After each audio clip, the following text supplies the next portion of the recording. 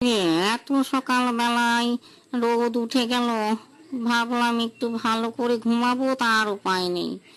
এই সূর্যটার হয়েছে বলিহারি, কি তাড়াতাড়ি রোদ দেয় কে জানে। আর এদিকে কদিন হয়ে গেল একটা লোকজন পাচ্ছি না, কাউকে ঠিক মতো ভয়ও দেখাতে পারছি না। আর ভূতের জীবনটাই বৃথা হয়ে গেল আমার। ওরে বাবা, কি জোরে পটি পেয়ে গেছে, যাই পটিটা করে আসি, তারপর এসে খেজুর গাছে বসবো। বাবা বাবা, বলছি আমার না খুব পিঠে খেতে ইচ্ছা করছে। ওই খেজুরের রস পেলে আমরা কি খেজুরের রস দিয়ে পিঠে করে খেতে পারবো? না বাবা, কয়েকটা দিন খেজুরের রস যদি আমরা পাই ঠিক মতো, ওটা বিক্রি বাট্টা করে আগে খাওয়ার ব্যবস্থাটা করতে হবে বাবা। তারপরে যখন খেজুরের রস পাবো তখন আমরা ওটা দিয়ে পিঠে তৈরি করব, কারণ অনেক জিনিসপত্র কিনতে হবে তো পিঠে করতে গেলে। বুঝতে পেরেছো বাবা? চলো আগে